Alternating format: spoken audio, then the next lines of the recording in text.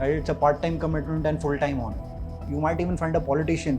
Great. So like in our time for the ladies batch, there was one politician in the girls batch, and she was the only one who made it. This is the general entry process. Now recently, the government has started specialized entry as well. They don't have an SSB. They undergo an interview at the DGTI itself. But what is the selection process for getting into the Territorial Army as an officer? Okay. Now, firstly, Territorial Army as an officer.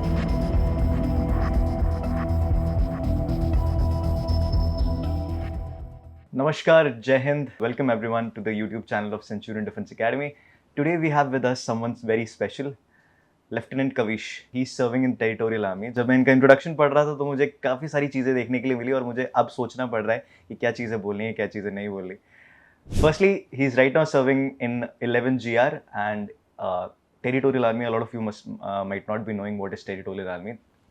आगे video में जाते जाते आपको पता चलेगा कि territorial army क्या है, कैसे इसमें जाना होता है, कैसे ऑफिसर बनना होता है और इसके क्या क्या चीज़ें होती हैं. सारी चीज़ें आपको डिटेल में पता चलेंगी. Apart from this, he has gotten recommended 4 times. 2 times for FCAT entry, once for NCC special entry, and 1 time for Territorial Army. He's going to join Centurion Defence Academy as a SSB mentor. He's going to cater to personality development aspects of the students who are coming for SSB batch. So first of all, thank you for coming and thank you for giving out your time for this. Firstly, I would like to ask you, what is Territorial Army? Because मैं एक time एक senior से बात कर रहा था and मैंने उनसे बोला कि I am going to apply for Territorial Army. तो he told me कि the only person that came into his mind was MS Dhoni.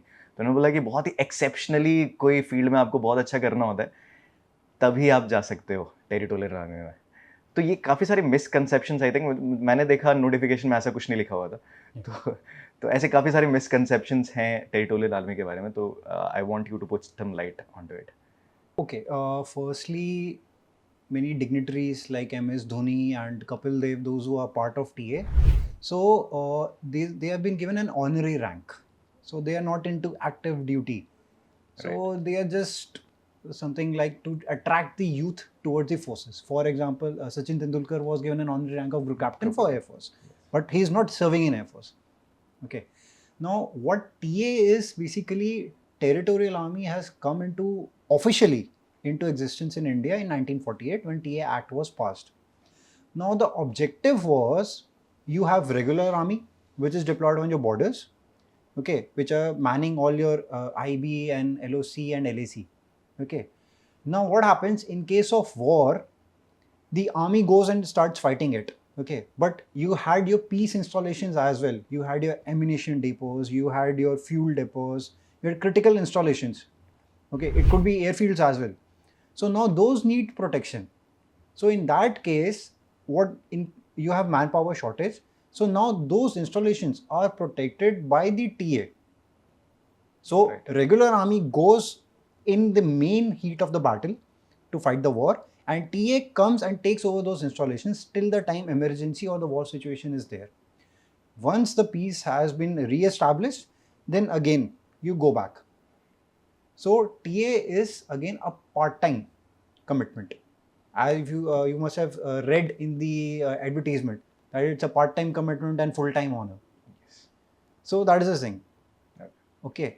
Now another thing was, recently many people must have heard that National Guard in US was mobilized. So it is like the Territorial Army of US, National Guard. Okay. So that is a more concept. So in basically you are manning two professions. You are working in your civil field, whatever that profession might be, other than the uniform services. But at same time, when the country needs you, you are called upon to don the combat uniform. Fine. I mean, I think it is a very good opportunity for those people who are into some other profession, but they think that the lifestyle of army is something that they want to get into and they are very passionate about the armed forces. You get the opportunity till 40 years of age, I think? 42. 42. Yeah. Okay. From 21 till 42? 18 to 42. 18 to 42. Is the eligibility criteria, but the main is that you need to be a graduate. So I think no one is graduate at the age of 18. You will be 21, 22, and secondly, you need to be gainfully employed. Okay. So that's the main two major criteria to apply for TA. Okay. So The next question is, what is the selection process for getting into the Territorial Army as an officer? Okay. Now, firstly, it will depend upon which particular entry you are going for in TA.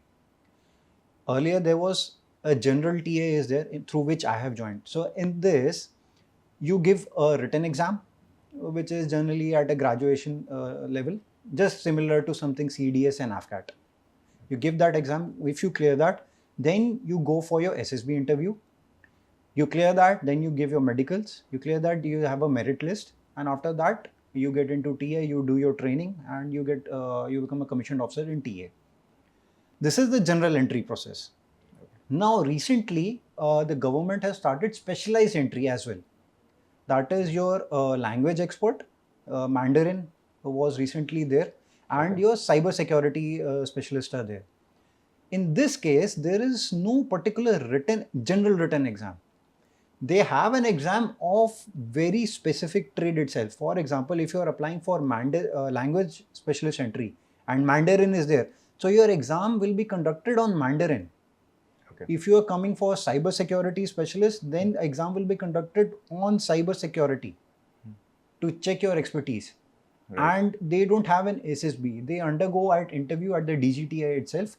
But if they clear that interview, then they undergo the medicals, and their separate merit list is published, and they have to go for the training at whichever the OTA or IMA, whichever is given, along with the general entry TA officers. Okay. So first there is a written exam, mostly for the general entry, and then we have the SSB. But for the specialized entries, we don't have the SSB process. It's generally a single interview and thereafter the training process. Yes. All right. So apart from this, the next question is that, is the SSB process while selecting an officer for Territorial Army any different from the SSB process of NDA or CDS for that matter? Okay, it has common traits, but it is little different, not in terms of selection per se. You undergo the same test, whether it is your screening with your PPDT OIR followed by your site test, all the GTO tests, then your interview, same conferences conducted. So everything is same, but the difference here comes is your peers in which you are sitting there.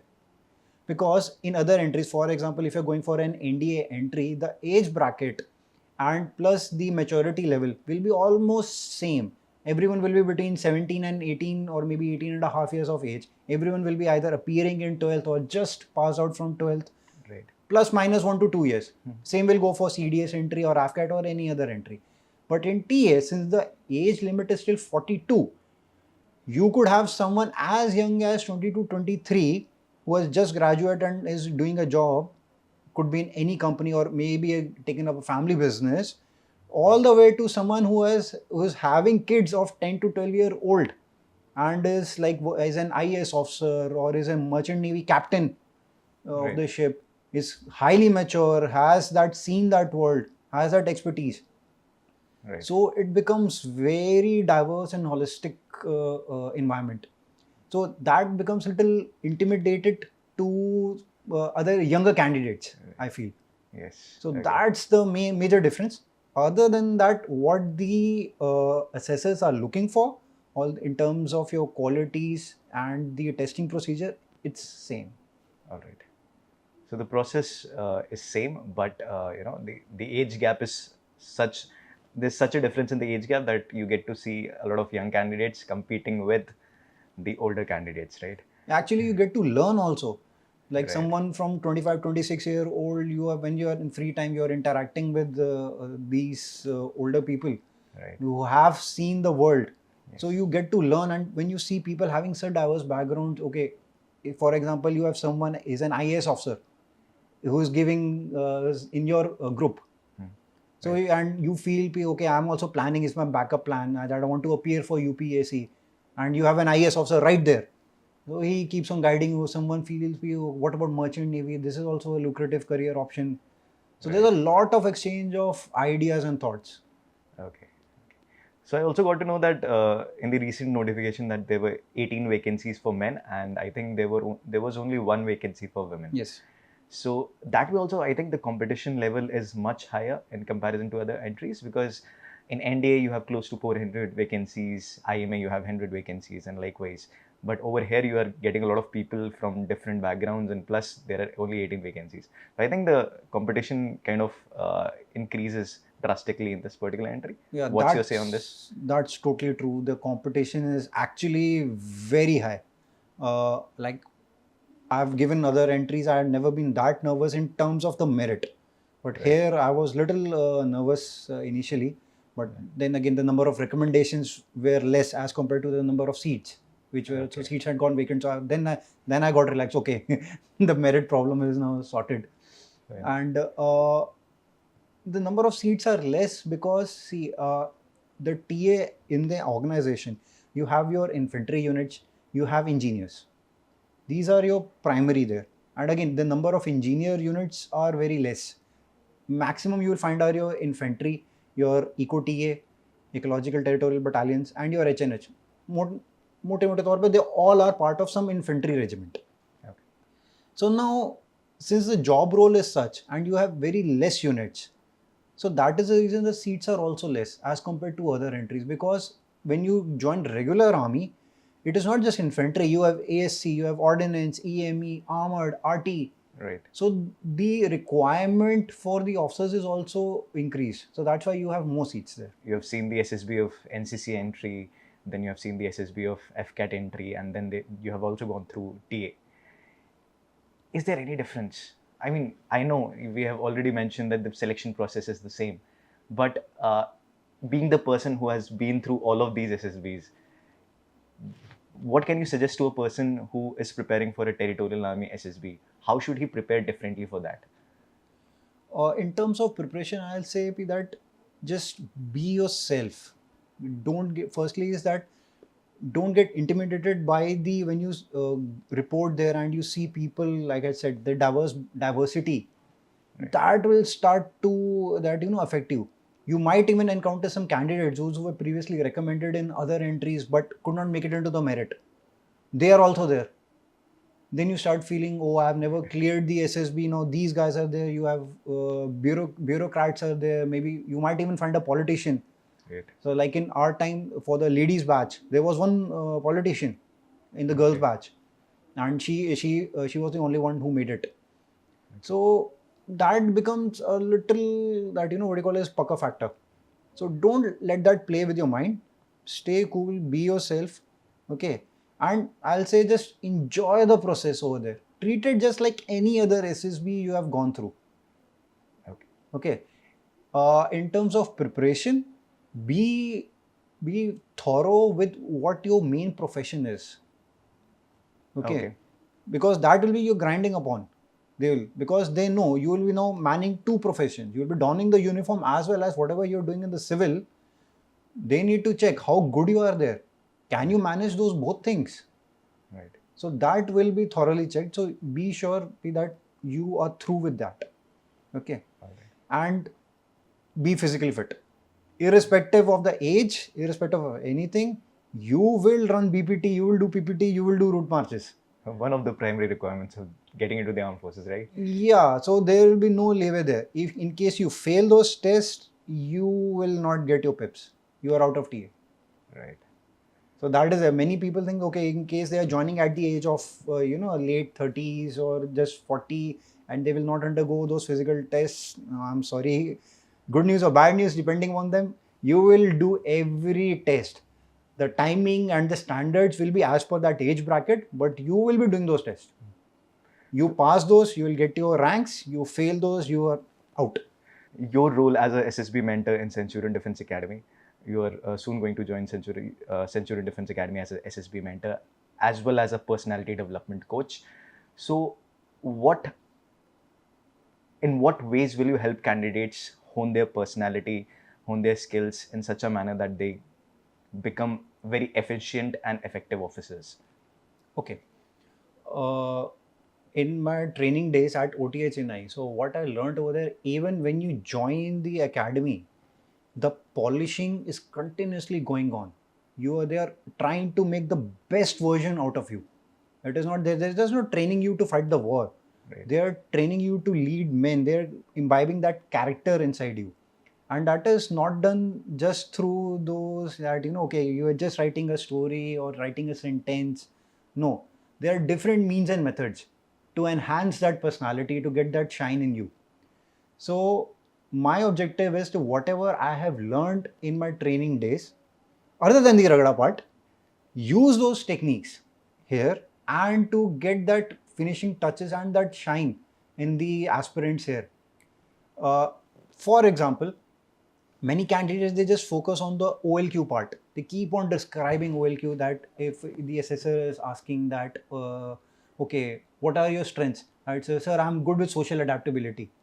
So it clearly states that this guy has either been grilled too much in coaching or has read too much books on SSB.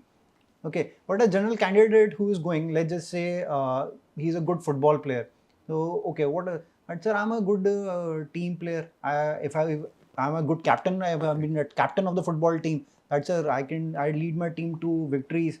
Even when we are down, I raise their morale. So automatically comes, okay, he has social adaptability, he has leadership qualities without hitting the OLQ part. Right. So my objective is to not just grind on the OLQs. Without mentioning the OLQs, I'll train them into it. Okay. So that their natural self is not hampered. Right. That is a very important thing that you just mentioned, that natural self should not be hampered. And we at Centurion make sure that, the real side of the personality is shown by various techniques. For example, we have come up with a new thing which is known as Centurion personality drills. And I hope you might be knowing about that. Yes. These are certain drills which help the individual to kind of get the leadership skills out of them, through various exercises. So I think in the GTO, in interview, or in the psychological tests, that will be of great help. And I think you will be conducting those drills. Any such example that you can give us through your experience in OTA, or for that matter, during your training in Territorial Army, that these drills will eventually help students to become better leaders? Okay. Everyone is aware of the GPE. Right. Group planning exercise. Group planning exercise. There is an exercise. Okay. It is similar to GPE, but not exactly GPE. Okay.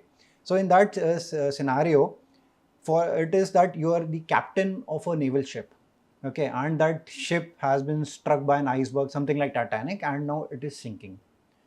Now you have 10 steps, which is fixed, that the captain has to do these steps, but they are not in order.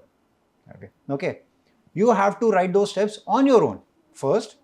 As a captain of the ship, if this is a situation, this is my step number 1, this is my step number 2, 3, 4, 5, and in your own priority, you have written those 10 steps. Okay, and you give it to me. Okay, then I make you sit in a group of 5 or 6. Okay, and then I tell you, okay, now get those steps, but with discussion among the group. Come to a conclusion. Okay, so the group comes to be in that, no, this should not be step number 2, this has to be step number 5. You make up a plan. Right. But now the thing is that those steps have already been assessed by the psychologists of NASA. Okay. Of NASA, and they have already decided, okay, these are the correct steps which have to be taken to get the maximum efficiency, maximum score, in which all the lives are saved, no collateral is done. If possible, the ship can be saved as much as can be done. Right. All right, so all your targets are hit. Then I tell them, okay, now see, this is step number 1, okay, this much mark. If you are in syncing, that what I am saying the step number 1 should be, what you have written, then you group step number 1. Are they coming in sync? But it will not. And then you realize, oh, I had written the correct thing, but when it came to the group, it went bad. Or it could be that, okay, I had written the bad thing, but the group was right. So then you start realizing in yourself, okay, that how efficient I am in a group. Right.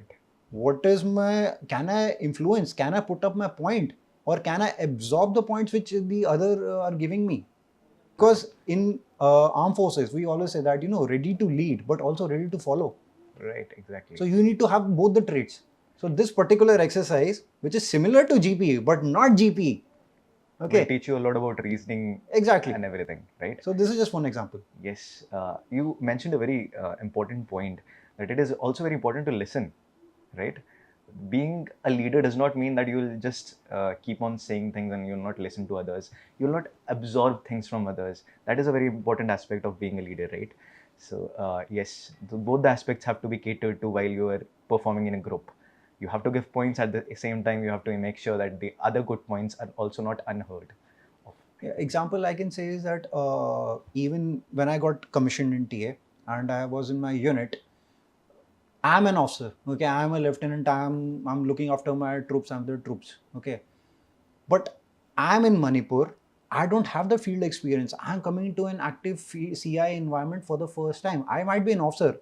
On paper, I'm the leader, Right. but I lack that experience. Now, a rifleman who has been there for past 4 5 years, he's junior to me in terms of hierarchy. Okay, he's saying Saab to me, but he has that experience. So when I'm going on patrol or before patrol in free time, I'm with the boys, I'm with my JCOs, and I'm absorbing their expertise, their knowledge. I don't push my rank that no, I'm a lieutenant, I have read this in a book, this has to be right. No, you will make a very bad officer. Exactly. This is a misconception that a lot of people, while preparing for SSB, they have it in their mind that they have to lead, and hence whatever they say should be, should be very convincing, and they should try to their level best to convince the entire group about their plan. Rather, the objective should be to get to a common group plan, Exactly. right, which benefits the entire group, right? So yes, all right. We'll get to the last question. We can keep on discussing for hours and hours. बहुत मजा आ रहा है इस discussion में. But let us come to the last question. And my last question to you will be, what 3 to 4 things you will suggest to any candidate who is just going for his or her SSB in the next 7 days, or let's say in next 1 month or 2 months for that matter? Okay. Firstly, I'll say is that people say self-introspection. Okay. You should be fully aware about yourself. Okay. Now that can be done is through your family. In case you are a student, if you are in college or school, okay, approach your teachers. You always have at least 1 to 2 favorite teachers you are very close to. You have any doubt, you can easily approach them. Go to them and ask them that, ma'am, that mera is SSB hai, ma'am, what do you think that as a student or as a human being, okay, what are goods and bads about me? Similarly, go to your parents, go to your siblings. A sibling might, in case you are a younger one in your family, वो आपका band बजाएगा initially, but लेकिन they will be honest. Right. Similarly, in your friend circle, there will be at least one guy. When you make a wrong step, he or she comes and criticizes you. Go to that friend, Right. not to a yes man friend. Okay, and ask them. Okay, strengths, weaknesses, likes, dislikes about them, what they feel about you in general. So that will help you know yourself. Okay. Secondly, I'll say is that please maintain a certain degree of physical fitness. Because I have seen a lot of people, they even when they clear the SSB, they struggle and they get medical out. And that is very disheartening. Right.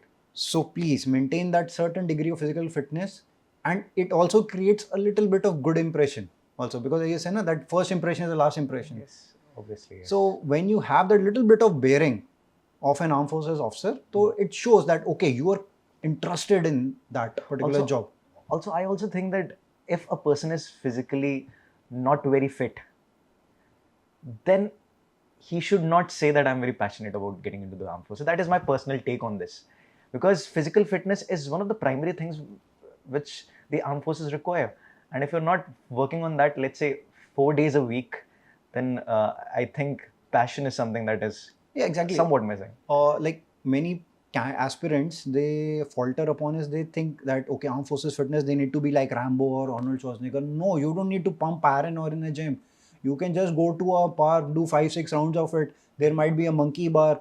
Go there and do things which you did as a kid. Yes, you can play a sport. Play a sport.